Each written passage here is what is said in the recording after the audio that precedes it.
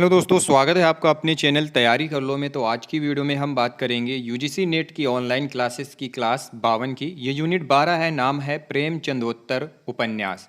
तो हम इसमें प्रेमचंद के बाद के जो उपन्यास हैं उन पर चर्चा करेंगे। तो बहुत ही महत्वपूर्ण वीडियो है। अगर इससे पहले की वीडियोस आपने नहीं देखी हैं तो सबसे पहले चैनल को सब्सक्राइब कर लें, बेल आइकन प्रेस कर लें। चैनल के प्लेलिस्ट में जाकर आप अपने हिसाब से जो भी आपको महत्वपूर्ण वीडियोस लगती है उसे आप देख सकते हैं। बहुत ही ज़्यादा यहाँ पे वीडियोस आपको देखने को मिल जाएंगी। तो आज का जो टॉपिक है हमारा प्रेमचंदोत्तर हिंदी उपन्यास। प्रेमचंदोत्तर हिंदी उपन्यास के पहले हमने देखा था प्रेमचंद युगीन उपन्यास और प्रेमचंद पूर्व हिंदी उपन्यास के बारे में। तो प्रेमचंद जी के बाद के उपन्यासों को विषय की दृष्टि से हम निम्न 5 भागों में वर्गीकृत कर सकते हैं। जो प्रेमचंद युगीन जो उपन्यास था उसके बाद के जो हिंदी उपन्यास थे उनको हम 5 भागों में विभाजित कर सकते हैं।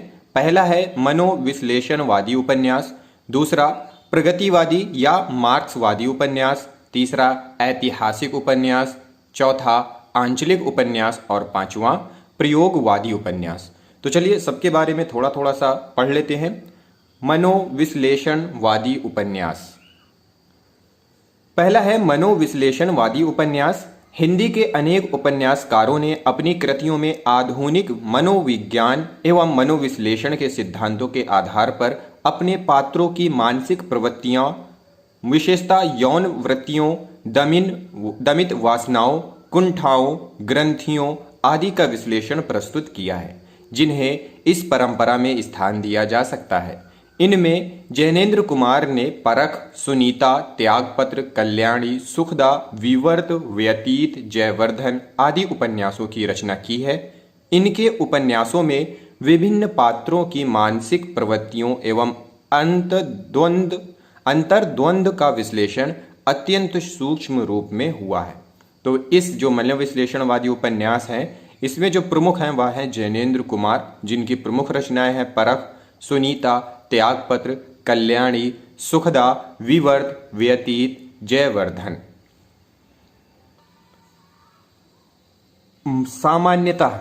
सामान्यतः इनके उपन्यासों में नारी और पुरुष के पारंपरिक आकर्षण का चित्रण हुआ है, किंतु इनकी नारियां पुरुष पात्रों की अपेक्षा अधिक प्रभावशाली एवं सशक्त दृष्टि गोचर होती हैं। इसलिए इनके उपन्यासों को नायिका प्रधान भी कहा जाता है। तो जैनेन्द्र कुमार के उपन्यासों को नायिका प्रधान उपन्यास भी कहा जाता है। ये कई बार पूछा जा चुका है। जैनेन्द्र जी के पात्र स्वयं कई बार लेखक की ही भांति अत्यधिक अस्पष्ट, अस्वाभाविक एवं विचित्र हो जाते हैं। अतः उनकी भावनाओं के साथ ही सभी परिस्थितियों में तादात्म्य नहीं हो पाता। इनके सुनीता मतलब उपन्यास में, जो इनका उपन्यास है सुनीता, उपन्यास में श्रीकांत अपनी पत्नी को अपने मित्र के साथ अकेले छोड़कर कुछ दिनों के लिए बाहर चला जाता है ताकि दोनों में घनिष्ठता बढ़ सके। इलाचंद्र जोशी अगले हैं इसी में। इलाचंद्र जोशी ने लज्जा, सन्यासी, पर्दे की रानी, प्रेत और छाया, निर्वासित, मुक्तिपथ, जिप्सी, सुबह के भूले, जहाज का पंछी आदि उपन्यासों की रचना की है, जिनमें फ्रायड, एडलर, युंग आदि मनोविश्लेषणकर्ताओं के सिद्धांतों के आधार पर काम, अहम, दंभ मतलब अक्खड़पन, आत्महीनता की ग्रंथि आदि के विभिन्न रूपों का चित्रण अत्यंत सूक्ष्म, यथार्थ एवं सजीव रूप में हुआ है। तो दूसरे जो हैं इसमें इलाचंद्र जोशी जी हैं, पहले जैनेन्द्र कुमार हैं। उपन्यास लज्जा में आधुनिक शिक्षा प्राप्त युवती की काम चेष्टाओं का मनोविश्लेषण किया गया है। सन्यासी आत्मकथात्मक शैली में लिखा गया है। पर्दे की रानी उपन्यास में नायिका निरंजना खूनी पिता और वैश्य माँ की पुत्री है, इससे उसमें हीन भावना उत्पन्न हो जाती है। जहाज का पंछी उपन्यास का नायक एक शिक्षित नवयुवक है, वह कलकत्ता में काम की तलाश में भटकता रहता है। फिर है सच्चिदानंद हीरानंद वात्स्यायन अज्ञे ने भी अपने उपन्यासों में शेखर एक जीवनी, नदी के द्वीप, अपने अपने अजनबी में यौन प्रवृत्तियों का चित्रण किया है, जो कहीं कहीं अत्यधिक स्वाभाविक एवं असामाजिक भी हो सकता है। इसलिए उनकी कृतियों की प्रारंभ में पर्याप्त निंदा हुई है। शेखर एक जीवनी वैयक्तिक मनोविज्ञान के अध्ययन के क्षेत्र में एक महती उपलब्धि मानी जाती है। यह फ्लैशबैक शैली में लिखा गया है। नदी के दूध में अज्ञेय का व्यक्तिवादी जीवन दर्शन व्यक्त हुआ है। उपन्यास अपने अपने अजनबी में अज्ञेय ने मृत्यु से साक्षात्कार को उपन्यास का विषय बनाकर मानव जीवन और उसकी नियति का मार्मिक विवेचन प्रस्तुत किया है। तो एक प्रश्न इसमें से पूछा जाता है कि कौन सा प्रश्न है वो ये है कि अपने अपने अजनबी में कृतियों में प्रारंभ शेखर एक जीवनी अति उपलब्धि या फ्लैश। हाँ, शेखर एक जीवनी जो इनकी ये वाली रचना है सच्चिदानंद हीरानंद वात्स्यायन अज्ञेय की, यह फ्लैश बैक शैली में लिखा गया है। फ्लैश बैक शैली में लिखा गया उपन्यास कौन सा है अज्ञेय जी का? शेखर एक जीवनी। फिर दूसरा ऑप्शन था इसमें प्रेमचंदोत्तर हिंदी उपन्यास में जो दूसरा भाग है, जो भागों में विभाजित किया गया है, प्रगतिवादी या मार्क्सवादी उपन्यास। प्रगतिवादी परंपरा के उपन्यासकारों में यशपाल, भैरव प्रसाद गुप्त, अमृतलाल नागर आदि सम्मिलित हैं। इन्होंने मार्क्सवादी दृष्टिकोण से वर्तमान पूंजीवादी सभ्यता के दोषों, शोषक वर्ग के अत्याचारों, आर्थिक विषमता के दुष्परिणामों, शोषित वर्ग की दयनीय स्थितियों तथा समाज की यथार्थ परिस्थितियों के अंकन के उद्देश्य से उपन्यासों की रचना की है। यशपाल जी का झूठा सच 1960 सर्वोत्कृष्ट उपन्यास माना जाता है। इस उपन्यास में वर्ष 1947 के भारत विभाजन की घटना को आधार बनाकर सांप्रदायिक दंगे, अत्याचार, बलात्कार की घटनाएं तथा शरणार्थियों के जीवन की कठिनाइयों तथा कांग्रेसी सरकार की नीतियों का यथावत चित्रण किया गया है। तो यशपाल जी का जो झूठा और सच है 1960 में आया था। यह बहुत ही महत्वपूर्ण और सर्वोत्कृष्ट उपन्यास है।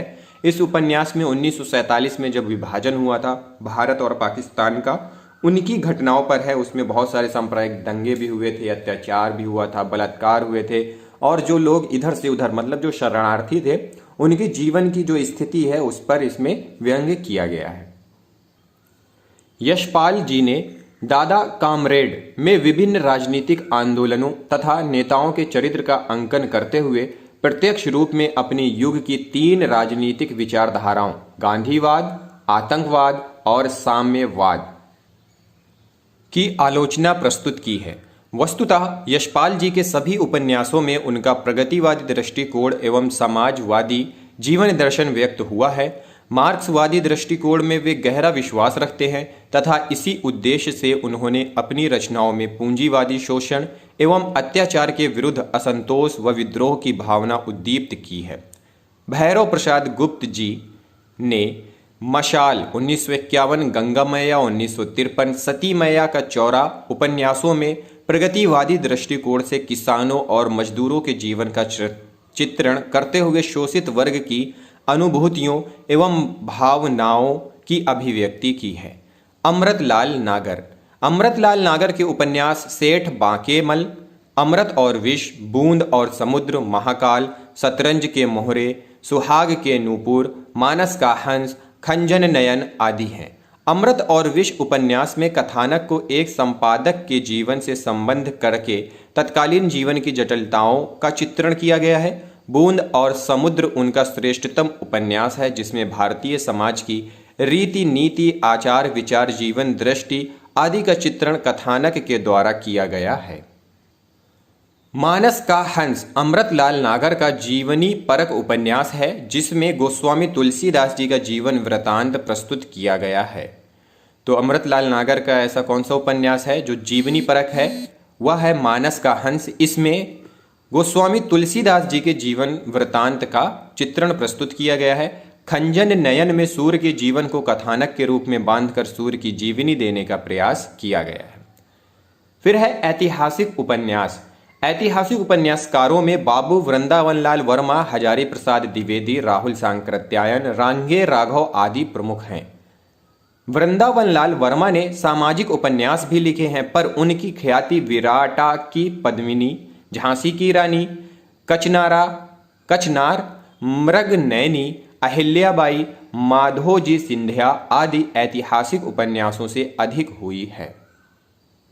हजारी प्रसाद द्विवेदी जी के उपन्यास बाण भट्ट की आत्मकथा 1946 तथा चारू चंद्र लेख 1962 दोनों उपन्यासों में छठी सातवीं सदी में पतनोन्मुखी भारत की सभ्यता एवं संस्कृति का चित्रण अत्यंत सूक्ष्म एवं सजीव रूप से हुआ है। राहुल सांकृत्यायन के उपन्यास सिंह सेनापति 1944, जय योधे 1944 आदि हैं।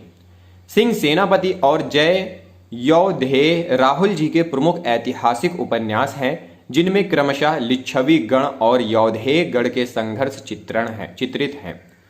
रांगे राघव के उपन्यास मुर्दों का टीला 1948, अंधेरे के जुगनू 1953, यशोधरा जीत गई 1954 आदि हैं। राघव जी ने मुर्दों का टीला में मोहनजोदड़ो के समय की सामाजिक, राजनीतिक एवं सांस्कृतिक परिस्थितियों एवं वातावरण का चित्रण किया है। अंधेरे के जुगनू में महाभारत काल एवं यशोधरा जीत गई में बौद्ध युग का चित्रण किया गया है। फिर है आंचलिक उपन्यास। आंचलिक उपन्यासों की परंपरा का विकास वर्ष 1950 के बाद हुआ था। आंचलिक संज्ञा का आविष्कार फरीश्वरनाथ रेणु द्वारा उनके उपन्यास मैला आंचल 1954 की भूमिका में हुआ, परंतु इस परंपरा का सूत्रपात नागार्जुन के उपन्यासों से हो चुका था।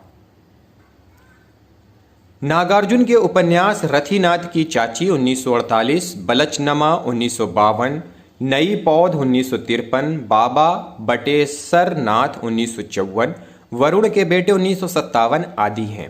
नागार्जुन का मार्क्सवादी दृष्टिकोण गांव की थीम पर आरोपित प्रतीत होता है। उनके उपन्यासों में कथानक स्वयं विकसित न होकर पूर्व निर्धारित योजना के अनुसार चलते हैं, जिसके फलस्वरूप उपन्यासों की सृजनात्मकता शिथिल और अवरुद्ध हो गई है। रतिनाथ की चाची उपन्यास मिथिला के जनजीवन की कथा को चित्रित करता है। बलचनमा एक गरीब किसान के बेटे बलचनमा की दुख दर्द भरी कहानी है। नई पौध उपन्यास में मिथिला के सौराठ मेले के द्वारा बेमेल विवाह को दर्शाया गया है। वरुण के बेटे उपन्यास में मिथिला के मछुआरों के जीवन को चित्रित किया गया है। फरीश्वरनाथ रेणु के उपन्यास मैला आंचल 1954, परती परिकथा 1957 आदि हैं। मैला आंचल में रेणु जी ने किसान जमींदार संघर्ष तथा राजनीतिक आंदोलनों का चित्रण किया है। परती परिकथा में भी जमींदारी प्रथा के अंत, नए बंदोबस्त, भूमिदान, ग्रामीण नेताओं के अभ्युदय, नेताओं की स्वार्थ परायणता, राजनीतिक पार्टियों की धांधली आदि का चित्रण है। अन्य आंचलिक उपन्यासकार और उनके उपन्यास उदय शंकर भट्ट, सागर लहरें और मनुष्य, राही मासूम रजा, आधा गांव, शिव प्रसाद सिंह, अलग अलग वैतरणी, रामदरस मिश्र, पानी के प्राचीर, विवेकी राय, बबूल, राजेंद्र अवस्थी, जंगल के फूल, हिमांशु श्रीवास्तव, रथ के पहिए। प्रयोगवादी उपन्यास। प्रयोगवादी परंपरा के लेखकों में मोहन राकेश, धर्मवीर भारती, सर्वेश्वर दयाल सक्सेना, नरेश मेहता, शिव प्रसाद मिश्र, गिरिधर गोपाल, निर्मल वर्मा, मन्नू भंडारी, उषा प्रियमवदा आदि सम्मिलित हैं। आधुनिक हिंदी उपन्यासों की नवीनतम धारा को प्रयोगवादी उपन्यास कहा जा सकता है। मानव औद्योगिकीकरण, बदलते परिवेश, भ्रष्टाचार, कुंठा, तनाव, महानगरीय जीवन, अकेलापन, असुरक्षा की भावना से त्रस्त है। उपन्यासकारों की दृष्टि इस ओर पड़ी तो उन्होंने अपने उपन्यासों में इसे अभिव्यक्ति दी। मोहन राकेश के उपन्यास अंधेरे बंद कमरे 1961 तथा ना आने वाला कल 1968 ऐसे ही उपन्यास हैं। राजेंद्र यादव व मन्नू भंडारी के संयुक्त प्रयासों से 1 इंच मुस्कान उपन्यास लिखा गया है। राजेंद्र यादव और मन्नू भंडारों के संयुक्त प्रयासों से 1 इंच मुस्कान उपन्यास लिखा गया। इसमें खंडित व्यक्तित्व वाले आधुनिक व्यक्तियों की प्रेम ट्रेजेडी को चित्रित किया गया है। मन्नू भंडारी के आपका बंटी उपन्यास में साथ साथ रह रहे युवक युवती से उत्पन्न संतान, बाद में उनका तलाक होने पर बच्चे पर पड़ने वाले दुष्प्रभाव का चित्रण हुआ है। तमस में भीष्म साहनी ने विभाजन में कुत्सित मानसिकता वाले लोगों जिन्होंने विभाजन के दौरान लाभ उठाया उनको चित्रित किया है। जोशी जी ने कुरु कुरु स्वाहा में युवा पीढ़ी की दिशाहीनता को प्रदर्शित किया है। प्रयोगवादी उपन्यासों में नए नए कथानकों व शिल्पों का प्रयोग हुआ है। गिरिधर गोपाल के उपन्यास चांदनी के खंडहर में नवीन शिल्प दृष्टि का प्रयोग हुआ है। आधुनिक उपन्यासों में शैली के साथ साथ नए विषय लिए गए हैं। मानवीय संबंधों के बदलते रूप को इन उपन्यासों में अभिव्यक्ति दी गई है।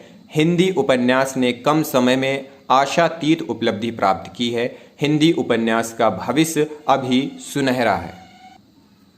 प्रयोगवादी परंपरा के उपन्यासकार व उनके उपन्यासकार हैं राजेंद्र यादव, उखड़े हुए लोग, मन्नू भंडारी, आपका बंटी, नरेश मेहता, यह पथ बंधु था, निर्मल वर्मा, वे दिन, लालटीन की छत, एक चिथड़ा सुख, उषा प्रियमवदा, रुकोगी नहीं राधिका, बचपन, 55 खंभे लाल दीवारें, भीष्म साहनी का तमस, मनोहर श्याम जोशी जी का कुरु कुरु स्वाहा, धर्मवीर भारती का सूरज का 7वां घोड़ा, गिरिधर गोपाल जी का चांदनी के खंडहर, राजकमल चौधरी का मछली मर गई, सुरेंद्र वर्मा का मुझे चांद चाहिए। अगर यह वीडियो आपको पसंद आई हो तो लाइक करें, शेयर करें, चैनल को सब्सक्राइब करें। अगली वीडियो में मिलते हैं अगले टॉपिक के साथ।